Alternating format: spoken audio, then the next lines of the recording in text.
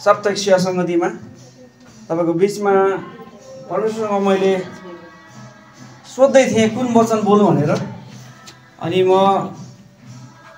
हप्ताभरि नै यो वचनको निम्ति धेरै प्रार्थनासहित अनि तयारी गरेर आज तपाईँको बिचमा यो वचन बोल्न जाँदैछु। परमेश्वर हाम्रो साथमा हुनुहुन्छ। अनि एउटा कुरा यो विश्वास गर्नु, बोल्ने म हुने छैन, स्वयं पिताको आत्मा मद्वारा भएर तपाईँको निम्ति बोल्नुहुनेछ। जुन वचन तपाईँहरूले सुन्नुहुनेछ त्यसलाई पक्कै पनि परमेश्वरले भन्नुभएको आवाजलाई महसुस गर्नुहुनेछ। आमेन। आज म वचनको शीर्षक लिएर आएको छु, पिताले पुत्रलाई किन पठाउनु भयो। यसको जवाब हामीले आज पाउनेछौँ। प्रभु येशू ख्रीष्ट संसारमा आउनुभएको धेरै कारणहरू छन्। भन्नुपर्दाखेरि मानिसहरूले 10वटा 15वटा 20वटा कारणहरू वचनबाट निकाल्नु भएको छ। तर मैले आज विशेष एउटै कारण तपाईँहरूलाई बताउँछु, येशू किन आउनुभयो, अर्थात् पिताले पुत्र येशू ख्रीष्टलाई संसारमा किन पठाउनु भयो। एउटा महत्त्वपूर्ण कुरा छ।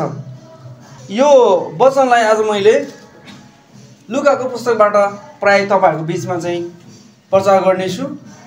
लुका कस्तो व्यक्ति थिए तिनको बारेमा पनि हामीले जान्न जरुरी छ। हामीले लुका 4 अध्यायको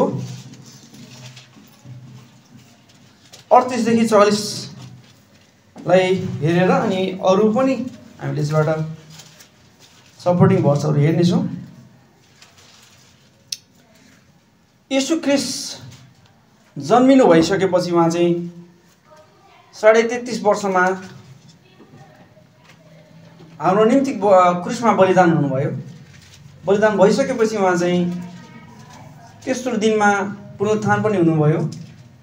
अनि उहाँ 40 दिन 40 रात फेरि आफ्ना चेलाहरूसँग रहनुभयो। उहाँले सेवा गर्नुभयो, रोगी बिरामीहरू निको पार्नुभयो, अझै धेरै ठाउँहरूमा सुसमाचार प्रचार गर्नुभयो। अझै त्योभन्दा पनि ठुला ठुला कामहरूको जिम्मेवारी आफ्ना चेलाहरूलाई अर्थात् धेरै मानिसहरूको आत्मा बचाउनको निम्ति अर्थात् सुसमाचार प्रचारको निम्ति सारा संसारभरि सुसमाचार प्रचारको निम्ति चाहिँ उहाँले जिम्मेवारी दिएर जानुभयो। अनि येशू ख्रीष्ट जन्मिनु भएको 61-62 तिर चाहिँ यो लुकाको पुस्तक लेखियो। अनि एकजना एनस्ट रेनान भन्ने एकजना प्रख्यात व्यक्तित्व, जसले चाहिँ बाइबलको खण्डन गर्ने, बाइबललाई यहाँ के छ खराब के छ सही भनेर खण्डन गर्ने व्यक्ति, जसले चाहिँ बाइबललाई सुरुदेखि अन्त्यसम्म 66वटै पुस्तकलाई चाहिँ एकदमै निहालेर अध्ययन गरेका थिए। उनले यो लुकाको पुस्तकलाई यस्तो पुस्तक भने यो चाहिँ संसारको सबैभन्दा सुन्दर पुस्तक हो भनेर। आज लुकाको पुस्तकलाई संसारको सबैभन्दा सुन्दर पुस्तक भनेर बाइबलका विद्वानहरूले भनेका छन्। अन्य जातिहरूबाट लुका मात्र एक यस्ता व्यक्ति थिए जो चाहिँ प्रभु येशूले चुन्नु भएको मध्येबाट पुस्तक लेख्ने व्यक्ति अन्य जातिबाट थिए है। यिनी यहुदी जाति थिएनन्, तर पनि यिनलाई यहुदी धर्मको सबै संस्कृतिहरू थाहा थियो। अनि उनी चाहिँ डाक्टर थिए। पावलले भनेका छन् वैद्य, अर्थात् यिनी चाहिँ आजभोलिको हो भने डाक्टर, ऊ बेलाको वैद्य थिए। अहिले हामी वैद्यलाई चाहिँ डाक्टर भन्छौँ। वैद्य भन्ने सायद नेपाली भाषामा होला। अनि 13वटा पुस्तक लेखेको पावल अनि नयाँ करारको हिरो भनेर हामीले बुझ्छौँ लेखकहरूमा। तर लुकाले लेखेको पत्र र पावलले लेखेका पत्रहरू हामी जाँच्छौँ भने सबैभन्दा बढी चाहिँ लुकाले लेखेको पुस्तक लामो छ। प्रेरितको पुस्तक र लुकाको पुस्तक हामीले जोड्यौँ भने पावलले लेखेको 13वटा पुस्तकभन्दा पनि लामो छ। यो जानकारी म यस कारण तपाईँहरूलाई दिँदैछु कि हामीले भित्रको वचनको एउटा मात्रै पदलाई हेर्दै गर्दाखेरि खास लेखकको विषयमा नबुझ्दै गर्दाखेरि त्यहाँको परिस्थिति सन्दर्भलाई नबुझ्दै गर्दाखेरि हामी कहिलेकाहीँ उल्टो या गलत उल्टा गर्न सक्छौँ। त्यसकारण हामीले बुझ्नुपर्छ यो लेख्ने व्यक्ति चाहिँ कस्तो थिए। उनी अन्य जातिबाट थिए। अन्य जाति तपाईँ र हामी पनि हो। भन्न खोजेको यहुदी बाहेक हामी चुनिएका जाति, यहुदी होइनौँ तर पनि हामी चुनिएका हौँ। त्यसरी नै लुका पनि के थिए त, यहुदी थिएनन् तर पनि यिनी चाहिँ चुनिएका व्यक्ति थिए। लुकाले मितिहरू, घटनाहरू अनि सठिक अनुसन्धान र खोज तलास गरेका हुनाले यो चाहिँ मण्डली इतिहासको निम्ति अनि मण्डली निर्माणको निम्ति, मण्डली स्थापनाको निम्ति चाहिँ यो पुस्तकले धेरै नै, अर्थात् लुकाले लेखेको पुस्तकले, प्रेरितको पुस्तक, लुकाको पुस्तक, लुकाको सुसमाचारी, लुकाको पत्र है, यो दुईवटा पुस्तक चाहिँ मण्डली स्थापनाको निम्ति एकदमै सहायता पुर्याउने खालको पुस्तकहरू छन्। लुकाको पुस्तकमा येशूलाई मानिसको पुत्रको रूपमा प्रस्तुत गरिएको छ। येशू ख्रीष्ट परमेश्वरको पुत्र हुनुहुन्छ, परमेश्वर स्वयं येशू हुनुहुन्छ। तर पनि त्यो परमेश्वरको स्थान, जुन उच्च स्थान थियो, त्यसलाई चाहिँ येशूले पक्रिराख्ने वस्तु जस्तो ठान्नु भएन। उहाँ चाहिँ मानिस जस्तो भएर हाम्रो निम्ति मचिनु भयो। स्वर्गलाई त्यागेर, त्यहाँको आनन्दलाई त्यागेर, त्यहाँ चाहिँ स्वर्गदूतले उहाँलाई सधैँ आराधना गरिरहन्थे, स्तुति प्रशंसा गरिरहन्थे। त्यसलाई त्यागेर यहाँ चाहिँ मानिसहरूबाट हेलित हुनलाई, यहाँ कुटिनलाई, पिटिनलाई आउनुभयो। यो कुरा चाहिँ लुकाले स्पष्टसँग बुझेका थिए। लुकाको सुसमाचारलाई मिसनरी सुसमाचारको रूपमा पनि चिनिन्छ, अर्थात् सुसमाचार प्रचारको निम्ति आह्वान गरिएको पुस्तक। यो पुस्तकलाई चेलापन सम्बन्धी नियम पनि हामी भन्न सक्छौँ। हामीले चेला निर्माण गर्दै गर्दाखेरि धेरै जसो कुराहरू चाहिँ लुकाको पुस्तकबाट आउने गर्दछ। उहाँको अतुल्य वचनहरूमा हामी क्रुसको बाटोको दर्शन पाउँछौँ र त्यही बाटो अपनाएर हामी उहाँको पछि लाग्ने बोलावट सुन्छौँ। यहाँ चाहिँ क्रुसको दुःख, येशूले कसरी मानिस भएर क्रुसको दुःख भोग्नुभयो। गेतसमनीको बगैँचाको कुरा गर्नुहुन्छ भने त्यहाँनिर येशूले पिता हुन सक्छ भने यो कचरा मबाट हटाउनुहोस् भनेर किन भन्नुभयो त? के परमेश्वरलाई मर्नदेखि डर थियो? परमेश्वरलाई दुःख थियो? उहाँ चाहिँ मानिस हुनुहुन्थ्यो 100%। आमेन। उहाँ चाहिँ मानिसको रूपमा आउनुभयो। उहाँ मानिसको रूपमा आउनुभयो र हामी मानिसको सबै पापहरू उहाँले उठाइलग्नुभयो। आमेन। यसमा वचनको पदहरू मैले तपाईँहरूलाई लेख्नुहुन्छ भने भन्छु। मत्ती 4:23, लुका 4:38देखि 44। योभन्दा अगाडि हामी हेर्छौँ भने उहाँले गर्नुभएको विभिन्न अचम्मका कामहरू, आश्चर्यका कामहरू छन्। रोगी बिरामीहरू निको पार्नुभएको है, अनि विभिन्न दृष्टान्तहरूमा चेलाहरूलाई बताउनु भएको कुराहरू हामी देख्छौँ। यहाँ भूत लागेको मानिस निको पारिएको भनेर पनि शीर्षकमा हामी देख्न सक्छौँ। अनि त्यो शीर्षकलाई यता छोडेर हामी चाहिँ यहाँ येशूले गर्नुभएको अचम्मको कामहरू, हाम्रो वचनको शीर्षक छ पिताले पुत्रलाई किन यस संसारमा पठाउनु भयो। वास्तवमै किन पठाउनु भयो त? हामीले के बुझिरहेका छौँ र बुझ्नुपर्ने के रहेछ, वास्तविकता के रहेछ भन्ने कुरा आज हामी केही कुरा हेर्नेछौँ। लुका 4:38देखि 44मा सभाघरबाट निस्केर उहाँ सभाघरमा चाहिँ उहाँले प्रचार गर्नुभएको कुराहरू, त्यहाँ भूत लागेका मानिसहरूलाई निको पार्नुभएको कुराहरू छ। अनि त्यस सभाघरबाट निस्केर उहाँ सिमोनको घरमा पस्नुभयो। सिमोनकी सासू कडा ज्वरोले थलिएकी थिइन् र तिनीहरूले तिनको निम्ति उहाँसँग बिन्ती गरे। अब यहाँनिर के छ, उहाँले सभाघरमा पनि वचन प्रचार गर्नुहुन्छ अनि रोगी बिरामीलाई निको पार्नुहुन्छ। अनि उहाँ त्यो सभाघरबाट, अर्थात् अहिले हामी हेर्छौँ भने सहज भवनबाट, सङ्गति भएको ठाउँबाट निस्किसकेपछि बाहिर निस्केपछि उहाँले के गर्नुहुन्छ त, रोगी बिरामीहरूलाई निको पार्ने कुरा, उहाँको सामने चाहिँ रोगी बिरामीहरूलाई मानिसहरूले ल्याउने कुरा हामी देख्छौँ। तिनको नजिकै उभिएर उहाँले ज्वरोलाई हगार्नुभयो र ज्वरोले तिनलाई छोडिहाल्यो र तुरुन्तै उठेर तिनले उहाँको सेवा टहल गरिन्।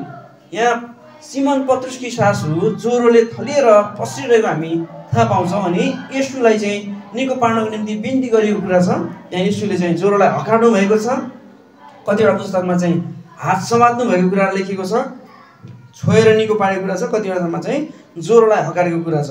अनि यहाँ चाहिँ तुरुन्तै निको भएर उठेर फेरि त्यो ज्वरोले पसिरहेको मानिसले, अर्थात् पत्रुसकी सासूले पत्रुसकी श्रीमतीको आमा है, उहाँले चाहिँ त्यहाँ यीशु ख्रीष्ट अनि उहाँका अरू साथीहरूलाई चाहिँ सेवा टहल गर्यो भनेको खानपिन बनाएर खुवाएको कुरा हामी चाहिँ देख्न सक्छौँ।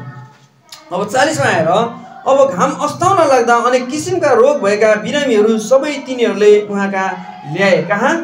पत्रुसको ससुरालीमा यीशु ख्रीष्ट हुनुहुन्छ त्यहाँनिर है। अनि जब यीशु ख्रीष्ट आउनुभएको कुरा सबैले थाहा पाएका थिए, त्यहाँनिर चाहिँ घाम अस्ताउन लाग्दा साँझ पर्ने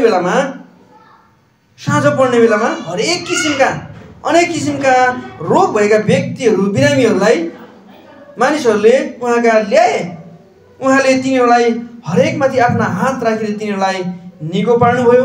धेरै मानिसहरूबाट भूत पनि चिच्याउँदै र यसो भन्दै निस्के, तपाईँ परमेश्वरका पुत्र हुनुहुन्छ। तर उहाँले तिनीहरूलाई हकारेर बोल्न दिनु भएन, किनभने तिनीहरूले उहाँ ख्रीष्ट हुनुहुन्छ भने चिन्थे। भूतहरूलाई थाहा थियो उहाँ चाहिँ परमेश्वरको पुत्र हुनुहुन्छ, अनि यसो को हुनुहुन्छ भन्ने कुरा पनि भूतहरूले चिनेका थिए। बिहान उज्यालो भएपछि उहाँ निस्केर एकान्त ठाउँमा जानुभयो। किन जानुभयो एकान्त ठाउँमा? उहाँ चाहिँ परमेश्वर पितासँग चाहिँ उहाँ कुरा गर्न जानुभयो, अर्थात् प्रार्थना गर्न। भिडहरू उहाँलाई खोज्दै उहाँ कहाँ आइपुगे। उहाँले प्रार्थना गरेकै ठाउँमा चाहिँ भिडहरू खोज्दै, भिडहरूले मानिसका जमघटहरूले रोगी र बिरामीहरू लिएर आएका व्यक्तिहरूले चाहिँ यीशुलाई खोज्दै उहाँका पछि आउँदै गर्दाखेरि चाहिँ उहाँले प्रार्थना गरिरहेको ठाउँमा यीशुलाई भेटाए। हामीहरूलाई छोडेर नजानुहोस् भनी उहाँलाई रोक्ने प्रयत्न गरे। ती भिडहरूले चाहिँ यीशुलाई अझै हामी रोगी र बिरामीहरू प्रशस्तै छन्, यहाँ हामीले लिएर आएका, हामी बिरामी छौँ, रोगी छौँ, हामीलाई निको पार्नुहोस्, यहाँबाट नजानुहोस् भन्दै गर्दाखेरि अब यीशुले त्यहाँनिर के भन्नुभएको छ त 43मा, तर उहाँले तिनीहरूलाई भन्नुभयो। अब यीशु किन आउनुभएको कुरा यहाँ चाहिँ हामी देख्न सक्छौँ। कसैले पढिदिन सक्नुहुन्छ 43? मैले परमेश्वरका राज्यको सुसमाचार अरू शहरहरूमा पनि सुनाउनै पर्छ, किनकि म त्यसैको निम्ति पठाइएको हुँ। आमेन। अब यीशुले रोगहरू निको पार्नुहुन्छ, मागेको कुराहरू दिनुहुन्छ, त्यो जरुरी छ। आमेन। आज हामी रोगी अनि बिमारीको निम्ति प्रार्थना गर्छौँ, आवश्यक छ, तर त्योभन्दा पनि अझै महत्त्वपूर्ण कुरा पिताले किन पठाउनु भएको रहेछ त यीशुलाई सुसमाचार प्रचार गर्नको निम्ति। मैले परमेश्वरका राज्यको सुसमाचार अरू सहरहरूमा पनि सुनाउनै पर्छ, किनकि म यसैको निम्ति पठाइएको हुँ। त्यो भनेर के गर्नु त? यीशु चाहिँ यहुदियाका सभाघरहरूमा प्रचार गर्न लाग्नुभयो। अब फेरि अरू ठाउँमा पनि गएर उहाँले प्रचार गर्न थाल्नु भएको कुरा चाहिँ हामी यहाँ देख्छौँ। मत्ती 4:23 हुन्छ। यहाँ यसरी लेखेको छ, अनि यसो तिनीहरूका सभाघरहरूमा सिकाउँदै राज्यको सुसमाचार प्रचार गर्दै र मानिसहरूमा भएका हरेक किसिमका रोग र शारीरिक दुर्बलता निको पार्दै सारा गालिलभरि घुम्नुभयो। अनि यसो तिनीहरूका सभाघरहरूमा उहाँ चाहिँ अगाडि हामी लुका पुस्तकमा के हेऱ्यौँ, उहाँ चाहिँ रोगी बिरामी निको पारेर अरू चाहिँ बाँकी प्रार्थना गरेर फेरि अरूले रोक्दै गर्दाखेरि पनि के गर्नुभयो यीशुले? मैले अरू ठाउँमा पनि सुसमाचार प्रचार गर्नु परेको छ, अर्थात् म यसैको निम्ति पठाएको हुँ। रोगी र बिरामी निको पार्ने काम उहाँले गर्नुहुन्छ, तर त्योभन्दा पनि महत्त्वपूर्ण कुरा त्यहाँ चाहिँ किन उहाँ चाहिँ पठाइनु भएको रहेछ त? सुसमाचारको निम्ति। उहाँ चाहिँ अब यहाँनिर मत्तीको पुस्तक 4:23मा पनि उहाँले चाहिँ सभाघरहरूमा सिकाउँदै राज्यको सुसमाचार प्रचार गर्दै त्यहाँ पनि फेरि के गर्दै हुनुहुन्छ त? मानिसहरूमा भएका हरेक किसिमका रोग र शारीरिक दुर्बलता निको पार्दै गालिलभरि घुम्नु भएको छ। आमेन। आज पनि हिब्रू 13:8 अनुसार सदा एक समान हुनुहुन्छ। त्यति बेला उहाँले सिकाउनु भयो, सुसमाचार प्रचारको काम गर्नुभयो र रोगी र बिरामी निको पार्नुभयो। आज पनि रोगी बिरामी निको उहाँले पार्नुहुन्छ। त्यो अधिकार तपाईँले मलाई दिनुभएको छ। अस्तिको घटना जोड्नु पर्दाखेरि मलाई चाहिँ कस्तो महसुस भएको थियो भने, महसुस होइन, त्यो मलाई रियलमै एकदमै अनुभव गरेँ मैले। सुरुमा चाहिँ मलाई यहाँनिर यो पाइन्ट चाहिँ एकदम जोडसँग शरीरमा चाहिँ छैन, कपडा मात्रै छ है, शरीरमा चाहिँ छैन। फेरि यो पाइन्टलाई फ्याट एकदम जोडसँग हान्यो। अनि मैले सोच्दै थिएँ दिदीले सायद यस्तो ताली बजाउँदाखेरि लाग्यो होला। अनि मैले पछि सोधेँ, होइन रहेछ। अनि मेरो पछाडि चाहिँ भेना चाहिँ उभिनु भएको जस्तो लागेको थियो, उहाँ चाहिँ पछाडि बस्नु भएको रहेछ। अनि यस्तो गरेर यहाँबाट चाहिँ हावाले बेसी हाने क्या, छोला छोला जस्तै गरेर। अनि मैले भेना चाहिँ यस्तो ताली बजाउँदा हो कि के चाहिँ यस्तो केही बसेर हो कि मैले सोचेँ मैले। अनि पछि सोधेँ होइन रहेछ। तर पछाडि त्यो अर्को ज्याकेट लगाएको थियो, पछाडि पल्टी भयो, त्यो यस्तो टोपी भएको झ्वाक्कै ताने क्या। बलिले किन ताने के भन्नु खोजेको छ, यस्तो पछाडि हेर्छु त अन्त मजाले आँखा चिनेर टाढा तानी बजाएर आएको। पछि प्रार्थना सकेपछि मैले सोधेँ। अनि त्योभन्दा अगाडि चाहिँ बहिनीले यस्तो कोट्याउन आयो भन्नुभएको थियो क्या, कता कता हो भनेर बुझे पनि मलाई चाहिँ के गर्दैन भन्ने मेरो विचार थियो। त्यो दिन सबैलाई चाहिँ आक्रमण गरेको थियो। भन्न खोजेको ती सबै कुराहरू पनि छन्, कसले देखाएको छ र भने तापनि छन्। यदि हामी त्यो कुरा छ भनेर विश्वास गर्दैनौँ भने यसो ख्रीष्ट भने हामीले आँखाले देखेका छैनौँ, हामीले यसलाई पनि विश्वास गर्दैनौँ। सबै कुरा छ, तर यति हामीलाई विश्वास छ भूत शैतान दुष्ट हारेको छ। आमेन। येशू विजयी हुनुहुन्छ। जब येशू 40 दिन 40 रात उपवास बस्नुभयो अनि उहाँलाई चाहिँ शैतानले परीक्षा गर्न आएको थियो। विभिन्न वचनहरू प्रयोग गरेको थियो शैतानले। अनि येशूलाई अन्तिममा के भनेको थियो, यरुशलेमको मन्दिरमा ल्याएर टुप्पामा ल्याएर सबै संसार मेरो हातमा छ, म तँलाई दिन्छु, मलाई प्रणाम गर भन्दाखेरि येशूले त्यहाँ पनि वचन प्रयोग गरेर परमेश्वरलाई मात्रै पुज्नुपर्छ भनेर, परमेश्वरलाई मात्रै ढोग्ने भनेर त्यहाँ चाहिँ शैतान गएको थियो त्यहाँनिर। हामी हेर्छौँ भने जब येशू ख्रीष्ट मृत्यु हुनुभयो नि, हाम्रो निम्ति मारिनु भयो नि, गाडिनु भयो, त्यस्तो दिनमा उहाँ पुनरुत्थान भएपछि सबै अधिकार चाहिँ आफ्नो हातमा पार्नुभयो। आमेन। अनि परमेश्वरको राज्य सुरु भयो। तर विश्वास नगर्नेको निम्ति त शैतानको राज्य पनि छ नि। कतिपटक विश्वास गरेका व्यक्तिहरूलाई पनि विश्वासबाट ढल पलाउन, विश्वासबाट कमजोर बनाउन अनि आफ्नो राज्यमा लैजानको निम्ति उसले चाहिँ के गर्छ त, घरिघरि दुःख दिन्छ। त्यही कारणले हामीसँग उहाँले बोल्नुहुन्छ, प्रार्थनाको जरुरत छ होइन। कतिजना चाहिँ कस्तो कस्तो खालको वरदान उहाँले दिनुभएको छ। हामी अगमवक्ता हौँ भनेर भन्दैनौँ, अगमबारीको वरदान चाहिँ हामीलाई दिनुभएको छ। आमेन। दिदीद्वारा बोल्नुभयो परमेश्वर, त्यो छोरीको घरमा चाहिँ प्रार्थनाको जरुरत छ, नाइट प्रार्थनाको जरुरत छ। हामी गयौँ, उहाँले स्वागत गर्नुभयो अनि त्यहाँनिर परमेश्वरको काम हामीले देख्यौँ। आमेन। शैतानले आफ्नो राज्य गर्न खोजेको थियो, तर परमेश्वरको राज्य त्यहाँ स्थापित भयो। आमेन। परमेश्वरले राज्य गर्नुभएको छ।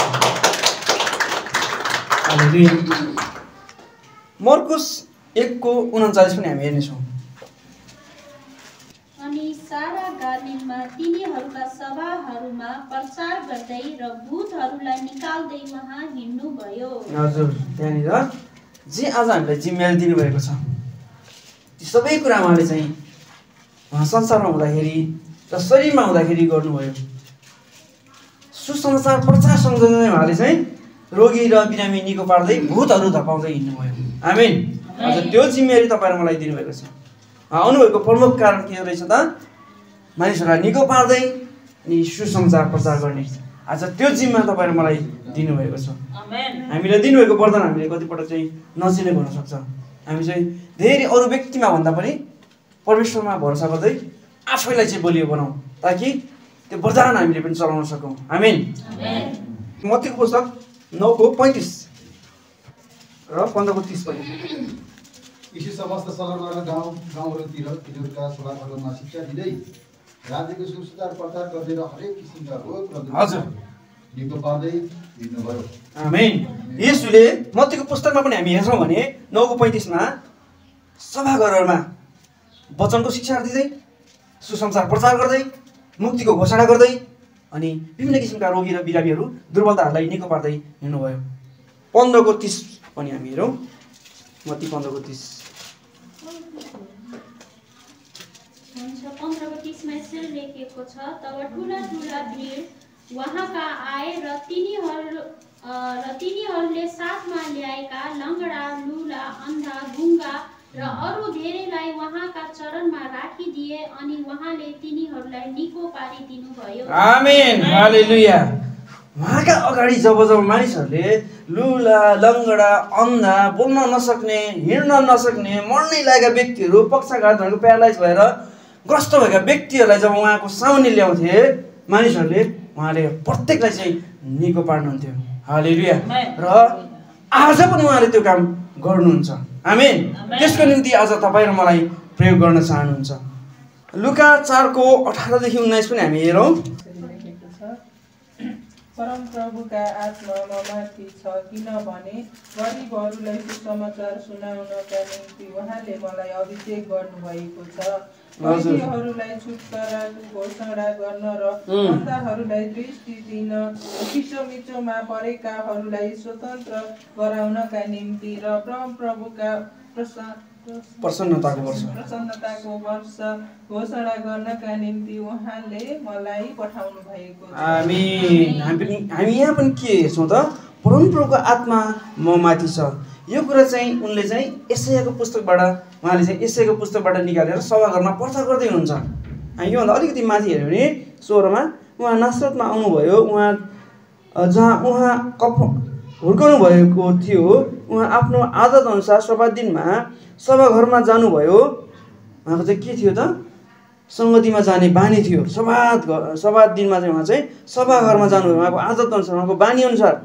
र पढ्नलाई खडा हुनुभयो, अर्थात् वचन प्रचार गर्नको निम्ति चाहिँ उहाँले धर्मशास्त्र हातमा लिएर चाहिँ उभिनुभयो। उहाँले के गर्नुभयो त? उहाँलाई के दियो? यसै अगमवक्ताको पुस्तक दियो। उहाँले त्यो पुस्तक खोल्नुभयो र यो कुरो लेखिएको खण्ड निकाल्नुभयो। हामी पनि हेरौँ न, यसैको पुस्तकमा यीशुले कुन चाहिँ पद पढ्नु भएको रहेछ? 61:1-3। यसै 61:1-3। हामी एकदमै आफूलाई आशिषित ठान्नुपर्छ यो समय, किनभने यीशुले जुन वचन पाठ गर्नुहुन्थ्यो नि त्यही वचन हामीलाई हाम्रो हातमा छ अहिले। आमेन। यसै 61:1-3 उहाँले पढेर के गर्नुभएको थियो त? सुनाउनु भएको थियो सभाघरमा। आज उहाँले पढ्नुभएको वचन, उहाँले पाठ गरेर प्रचार गर्नुभएको वचन आज हामीलाई पनि पढ्ने मौका उहाँले दिनुभएको छ। हालेलुया। यसैया 61:1-3 भेटाउनु भएको छ भने पढिदिनुहोस्। प्रभु परमेश्वरको आत्मा ममाथि छ, किनभने गरिबहरूलाई सुसमाचार सुनाउनको निम्ति प्रभुले मलाई अभिषेक गर्नुभएको छ। हजुर। मन भाँचेकाहरूको हृदयलाई बाँध्न, कैदमा परेकाहरूलाई स्वतन्त्रता दिन र बन्धनमा परेकाहरूलाई छुटकाराको घोषणा गर्न उहाँले मलाई पठाउनु भएको छ। परमप्रभुको प्रसन्नताको वर्ष र हाम्रो परमेश्वरको बदला दिने दिनको घोषणा गर्न, सबै मिलाप गर्नेहरूलाई सान्त्वना दिन र सियोनमा मिलाप गर्नेहरूलाई खरानीको सट्टा सुन्दरताको मुकुट र सुखको सट्टा आनन्दको तेल लगाइदिन, निराश मनको सट्टा प्रशंसाको पोषक पराइदिन र उहाँका गौरवको प्रदर्शन होस् भनेर परमप्रभुले नै रोप्नु भएको धार्मिकताका फलाटहरू तिनीहरू फैलाइने छन्। आमेन। अब यो वचन चाहिँ यीशु ख्रीष्टले पढेर सभाघरमा चाहिँ प्रचार गर्दै हुनुहुन्थ्यो। अनि उहाँले यो प्रचार गरिसकेपछि यो भनिसकेपछि उहाँले के भन्नुभएको छ त? फेरि हामी फर्कौँ कहाँनिर? लुकाको पुस्तकमै 4:20 हामी हेरौँ त। लुका 4:21 लेखिएको छ, उहाँले पुस्तक बन्द गर्नुभयो र एकजना सेवकलाई दिएर उहाँ बस्नुभयो। सभाघरमा भएकाहरू सबैको नजर उहाँमाथि पर्यो। तब उहाँले तिनीहरूलाई भन्नुभयो, आज धर्मशास्त्रको यो वचन तिमीहरूले सुन्दा सुन्दै पुरा भएको छ। आमीन। यो वचन तिमीले सुन्दा सुन्दै यो धर्मशास्त्र चाहिँ वचन पुरा भएको छ भनेको अब त्यो छुटकाराको वर्ष घोषणा गर्ने, गरिबहरूलाई सुसमाचार सुनाउने, मन भाँचेकाहरूलाई अनि सान्त्वना दिने को रहेछ त? यीशु ख्रीष्ट आफै स्वयं हुनुहुँदो रहेछ। अनि यो हेर्दै गर्दाखेरि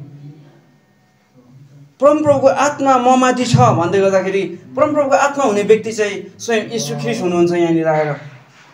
किनभने गरिबहरूलाई सुसमाचार सुनाउनका निम्ति उहाँले मलाई अभिषेक गर्नुभएको छ। गरिबहरूलाई सुसमाचार सुनाउनको निम्ति चाहिँ यीशुलाई परमेश्वरले अभिषेक गर्नुभएको कुरा चाहिँ यशायाको पुस्तकमा अगमबाडी गरियो। तर नयाँ नियम आएर चाहिँ पुरा भयो। अर्थात् यीशु ख्रीष्ट स्वयं चाहिँ त्यो व्यक्ति हुनुहुन्थ्यो जसलाई चाहिँ पिताले गरिबहरूलाई सुसमाचार सुनाउनको निम्ति पठाउनु भयो। अनि पिताले चाहिँ गरिबलाई सुसमाचार सुनाउनको निम्ति उहाँले मलाई अभिषेक गर्नुभएको छ, अभिषेक गर्नुभयो। कैदीहरूलाई छुटकाराको घोषणा गर्न र अन्धाहरूलाई दृष्टि दिन, थिचोमिचोमा परेकालाई स्वतन्त्र गराउनका निम्ति र परमप्रभुका प्रसन्नताको वर्ष घोषणा गर्नका निम्ति उहाँले मलाई पठाउनु भएको छ भन्दै गर्दाखेरि उहाँले चाहिँ त्यो कुरा आफूलाई भन्नुभएको कुरा हामी यहाँ थाहा पाउँछौँ। उहाँले 21मा भन्नुभएको छ, आज धर्मशास्त्रको यो वचन तिमीहरू सुन्दा सुन्दै पुरा भएको छ। त्यहाँनिर चाहिँ मानिसहरू छक्क परिरहेका थिए, यो मान्छेले के भन्दैछ, यो त त्यही उसको मरियम र उसको येशूको छोरा होइन, के भन्दैछ यसले, परमेश्वरको पुत्र हुन् भन्छ। अर्थात् यो त परमेश्वरले गर्ने काम हो। यशायाको पुस्तकमा अगमवक्ता यशायाद्वारा परमेश्वरले बोल्नुभएको कुरा, यो चाहिँ म गर्छु, यो गर्नेछु भन्ने कुरा चाहिँ आज पुरा भयो भनेर यसोले भन्दै गर्दाखेरि मानिसहरू चाहिँ त्यहाँनिर छक्क परेका छन्, कति विरोध गरेका छन्। यशायाको पुस्तक कतिवटा छ? यशायाको पुस्तकमा अध्याय 66वटा छ। अब पुरा बाइबलमा 66वटा पुस्तकहरू छन्। यशायाको पुस्तकले जहिले पनि हरेक अध्यायले चाहिँ एक एकवटा पुस्तकको चाहिँ प्रतिनिधित्व गरेको छ। पुरानो नियमलाई हामी हेर्दै गर्छौँ भने पुरानो नियम चाहिँ एउटा छाया हो। छायाको मूल रूप भनेको चाहिँ के हो त? नयाँ नियम हो। हामीले 66वटा पुस्तकमै भएका उत्पत्तिदेखि प्रकाशसम्म भएका हरेक घटनाहरू यशायाको पुस्तकमा हामी छायाको रूपमा देख्न सक्छौँ।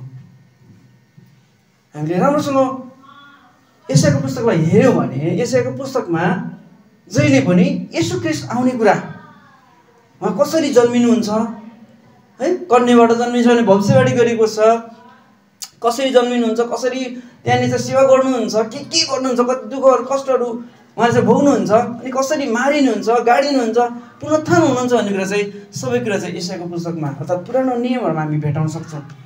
त्यही कुरा चाहिँ छायाको रूपमा भने अनि प्रतिरूपको एकदमै मूल रूप, जस्तै मेरो पछाडि छाया छ भने म अगाडि उभिएको छु, वास्तविकता म हुँ भने पुरानो नियम छाया हो र वास्तविकता चाहिँ नयाँ नियम हो। आज हामीले पुरानो नियमलाई हेर्दै गर्दाखेरि भविष्यमा के हुन्छ भन्ने कुरा हामीलाई थाहा हुन्छ। अनि यशायाको पुस्तकमा हामीले जुन कुरा हेऱ्यौँ, मलाई चाहिँ के गरेको छ त? परमप्रभुको आत्मा ममाथि छ, गरिबहरूलाई सुसमाचार सुनाउन अभिषेक गर्नुभएको छ, कैदीलाई छुटकारा दिन, अन्धाहरूलाई निको पार्न, थिचोमिचोमा परेकालाई स्वतन्त्र पार्न, परमप्रभुका प्रसन्नताको वर्ष घोषणा गर्न। यी सबै कुरा चाहिँ पुरानो नियममा छ भने त्यो कुरा चाहिँ यीशुले आज आएर पुरा गरिसक्नु भएको छ। हामीले अघि नै पनि हेऱ्यौँ, लुला लङ्गडालाई निको पार्नु भएको छ, अन्धलाई देख्ने तुल्याउनु भएको छ, रोगी बिरामीलाई उहाँले निको पार्नु भएको छ र के गर्नुभएको छ त? उहाँले सुसमाचार प्रचार गर्नुभएको छ। आज हामीलाई पनि अब प्रभु येशू ख्रीष्टको यो आजको वचनबाट हामीले थाहा पाउनुपर्ने कुरा, शिक्षा लिनुपर्ने कुरा, अब तपाईँ र मलाई त्योभन्दा ठुला जिम्मेवारी दिनुभएको छ। उहाँले सिर्फ 3.5 वर्ष मात्रै सेवाकाई गर्नुभयो, तर आज तपाईँ र मलाई चाहिँ पुरै जीवन सेवाकाईको निम्ति पुरै समय चाहिँ यति धेरै लामो समय हामीलाई दिनुभएको छ। अनि उहाँले मैले भन्दा ठुला काम भनेको, धेरै कामहरू भनेको चाहिँ के हो त? उहाँले जतिजनालाई प्रचार गर्नुभयो, उहाँको जतिजना पछि लागेर चाहिँ विश्वास गरे, तीभन्दा धेरै व्यक्ति आज तपाईँ र मेरो जीवनबाट विश्वास गरेको हुनुपर्दछ। आमेन। आज तपाईँ र मलाई यो मौका छ। 3.5 वर्ष मात्रै उहाँले समय पाउनुभएको थियो, तर तपाईँ र मलाई चाहिँ धेरै समय दिएको छ। अब हामीले गर्नुपर्ने काम भनेको उहाँको वचनलाई प्रचार गर्दै हरेक ठाउँमा भएका व्यक्तिहरूलाई, रोगी बिरामीलाई निको पार्दै, मन भाँचिएकाहरूलाई सान्त्वना दिँदै। यहाँ फेरि म पढ्न चाहन्छु, परमप्रभुको आत्मा ममाथि छ, किनभने गरिबहरूलाई सुसमाचार सुनाउनका निम्ति उहाँले मलाई अभिषेक गर्नुभएको छ, कैदीहरूलाई छुटकाराको घोषणा गर्न र अन्धाहरूलाई दृष्टि दिन, थिचोमिचोमा परेकाहरूलाई स्वतन्त्र गराउनका निम्ति र परमप्रभुका प्रसन्नताको वर्ष घोषणा गर्नको निम्ति उहाँले मलाई पठाउनु भएको छ। आज त्यो पठाइएको चाहिँ हामीलाई पनि हो। जे मैले गरेको छु त्योभन्दा तिमीले ठुला काम गर्नेछौ भनेको उहाँले 3.5 वर्ष सेवा गर्नुभयो। अब हामीलाई चाहिँ 30 वर्ष, 40 वर्ष, 50 वर्ष, अब भर्खरका उमेर भएका व्यक्तिहरू, बाबुहरू, नानीहरूलाई चाहिँ अझै धेरै वर्ष उहाँको सेवा गर्नलाई, प्रचार गर्नलाई, रोगी र बिरामीलाई निको पार्नलाई उहाँले चाहिँ दिनुभएको छ। अब हामी हेर्दै गयो भने उहाँले चाहिँ यो कुरा किन भन्नुहुन्छ भन्ने कुरा पनि हामी हेर्छौँ। यसोले वचनलाई चाहिँ अधिकारपूर्ण तरिकाले प्रयोग गर्नुहुन्थ्यो है। हामी हेर्छौँ भने लुका 4को 35 देखि 36, 4कै 35 देखि 36 हेरौँ। हजुर। अनि येशूले त्यसलाई हकारेर भन्नुभयो, चुप लाग र त्यसबाट निस्किजा। त्यस मानिसलाई बीचमा पछारेर त्यसलाई केही हानि नगरिकन त्यो भूत आत्मा त्यसबाट निस्केर गयो। र तब तिनीहरू सबै छक्क परे र आपसमा यसो भने, यो कस्तो वचन हो? यिनले त अधिकार र शक्तिसित अशुद्ध आत्मालाई आज्ञा गर्दछन् र ती निस्किजान्छन्। हालेलुया। त्यो अधिकार आज तपाईहरु मलाई दिएको छ। आमेन। त्यो अधिकार तपाईहरु मलाई दिएको छ। हामी कसैसँग सपोर्ट मागेर चङ्गाइको वरदान लिँदैनौँ। प्रभु मलाई एकैछिनलाई यो मान्छेलाई निको पार्नलाई दिनै शक्ति होइन, त्यो अधिकार तपाईहरु मलाई दिइसकेको छ। आमेन। त्यो अधिकार जुन चाहिँ येशूले प्रयोग गर्नुहुन्थ्यो, हक्कार्नुहुन्थ्यो भूतहरूलाई, निस्किजा भनेर, आज त्यो अधिकार तपाईहरु मलाई दिएको छ। आमेन। अब मत्ती 28को 18 पनि हामी हेर्छौँ। हुन्छ, यहाँ यसरी लेखिएको छ, तब येशूले तिनीहरू कहाँ आएर भन्नुभयो, स्वर्ग र पृथ्वीमा समस्त अधिकार मलाई दिएको छ। अनि 19 मा यसरी लेखिएको होइन, यति मात्रै, स्वर्ग र पृथ्वीमा समस्त अधिकार चाहिँ मलाई दिएको छ। उहाँ अधिकार प्राप्त व्यक्ति हुनुहुन्छ। त्यसपछिको पनि हामीलाई थाहा छ, हुन्छ पढिदिनुहोस् 19 पनि। यसकारण जाओ र सबै देशका जातिहरूलाई चेला बनाओ, पिता र पुत्र र पवित्र आत्माको नाउँमा तिनीहरूलाई बप्तिस्मा दियो। हजुर, मैले तिमीलाई आज्ञा गरेका सबै कुरा पालन गर्न तिनीहरूलाई सिकाऊ। हेर, म युगको अन्त्यसम्म सधैँ तिमीका साथमा छु। आमेन। यसो युगको अन्त्यसम्म तपाईँहरू मेरो साथमा हुनुहुन्छ। यसो अधिकार प्राप्त व्यक्ति हुनुहुन्छ। अनि उहाँले चाहिँ हामीलाई पनि त्यो अधिकार दिनुभएको छ। उहाँले भन्नुभएको छ, मैले भन्दा अझै ठुला काम तिमीले गर्नेछौ भनेपछि अझै धेरै आत्माहरू जित्नलाई, अझै त्यति बेलाको भन्दा नि खतरनाक भूतहरू लागेका व्यक्तिहरूलाई निको पार्न चाहिँ तपाईँहरू मलाई अधिकार दिएको छ। आमेन।